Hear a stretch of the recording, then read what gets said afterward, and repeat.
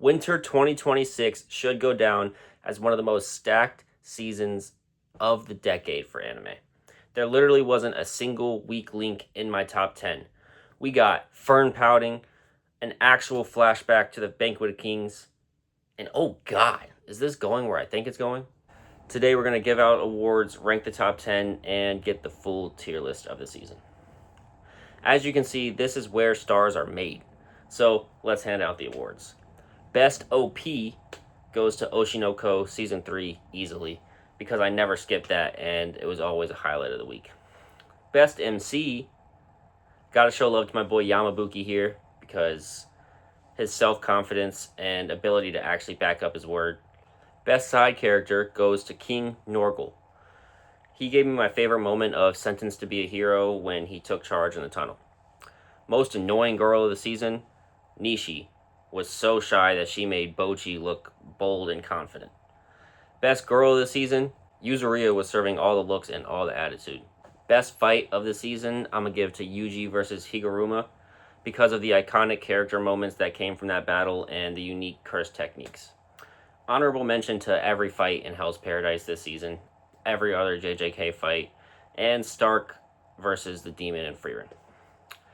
My hidden gem of the season is Love Through a Prism. Serves way more recognition for how it executed on its premise. Most overrated, I'm going to give to Sentenced to be a Hero. But it's a very close tie between that, which was way too political for its own good, Shibo Yugi playing death games to put food on the table, which I would rather watch paint dry, and Taman's B-side for playing mental health jokes for laughs and never going anywhere by the end. Anime of the season, you'll have to wait and see. Congrats to all of our winners in this prestigious event. Thank you for attending our ceremony. Now let's get to the top 10. Number 10, Cosmic Princess Kaguya. This movie from Netflix was a spectacle of animation with lovable main characters. The plot of the first half was better than the plot of the second half, but the confusing ending was very satisfying once it all clicked together. Number 9, Medalist Second Season. I never thought I'd be on the edge of my seat watching an animated 5th grade ice skater pull off a new jump, but here we are. Few anime will inspire you more to chase your dreams, and the coach and student relationship is executed to perfection. I highly recommend this to any fans of sports anime. Number 8, Trigun Stargaze. Seeing Vash and Wolfwood in 2026 is an honor and a privilege that I will not take for granted. Millie Thompson is back, and Jessica has been a welcome addition to the squad. This series is full of passion and beautiful 3D CG animation. Number 7, Frieren Beyond Journey's End Season 2. While I was slightly less invested this season because I thought the slower moments had less impact and depth, it still delivered some iconic moments and phenomenally animated action sequences. The highlight of the season was seeing the chemistry and trust grow between the main trio. Number 6, Fate Strange Fake. Every single character in this Holy Grail War has its own intrigue, and seeing all the rivalries and alliances form with so many eccentric personalities to go with A1 Pictures' incredible animation was a spectacle to behold. It was a lot of moving pieces and confusing at times, which was hard for me to follow weekly, but I restarted it halfway through and binged it, and it was a damn fun roller coaster. So choose your fighter. Me, I was cheering for this guy. Number 5, Journal with Witch. Everybody grieves differently from loss, and this series provides a safe space to understand and accept that. There's so much wisdom delivered through its themes of every person being unique and living in a way that fulfills you to your needs. It's incredible that a series with this premise never got stale, never got boring, and I would strongly recommend this to anyone who has the patience for it. Number 4, Hell's Paradise Season 2.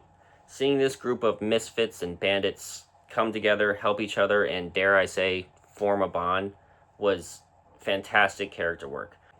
This series has a knack for creating ideal setups for all-out death battles, and its antagonists and world building continue to intrigue. I love everything about the series so far.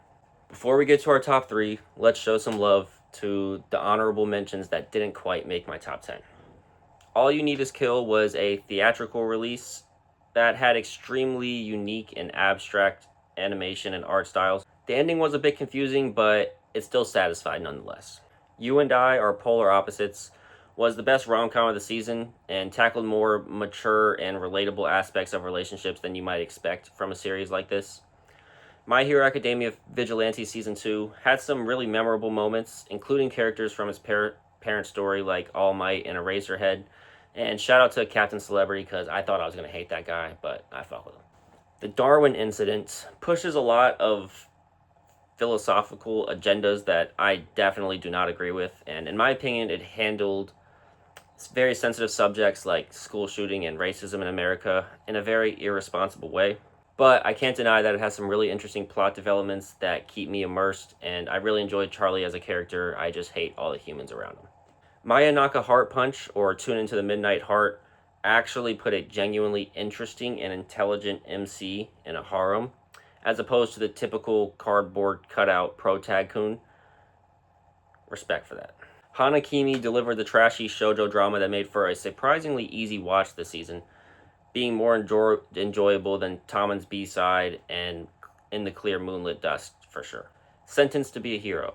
While I didn't enjoy my overall experience very much or connect with it, I can't deny its overall quality and elite action sequences. Finally, the top 3. Number 3, Love Through a Prism. All 20 episodes of this WIT Studio original dropped all at once on Netflix, and damn am I glad that I made the time for it. It brought the entire range of feels with its drama, plot twists, and romance while telling a beautiful story about following your passions in life and never settling for less. The background art and character designs were exceptional, and the ending wrapped up beautifully, which just provided a complete experience. I highly recommend this one. Number 2, Oshi no Ko Season 3. Tensions are high, hearts are broken, and girls are still cute. Next season will be the last, and I've heard manga readers complaining about the ending, but I've loved every season so far, so it's going to have to prove me otherwise for me to believe that. Best Girl Ruby leveled up even more in this one. Number 1, surprise, surprise, Jujutsu Kaisen Season 3. With every arc, JJK raises the bar even higher for battle shonen in the modern generation, with not only elite animation, but also strategy dynamics that make for very interesting fights within its power system and excellent characters. JJK is the new golden standard of its genre and knocking on the door of classics like Hunter x Hunter and One Piece. So to wrap up, here's the tier list, including what I dropped along the way. Golden Kamuy and Fire Force final seasons are not included because I'm not caught up on those series. Winter 2026 delivered stacked sequels and some surprises that I didn't see coming. Stay tuned for the spring hype list after I try an episode of everything in a couple weeks, because there's a lot of new intriguing anime that I'm very hyped for. Please like and subscribe to help grow the channel and for more anime lists. Catch you in the next edition of Dill Piccolo's Notes.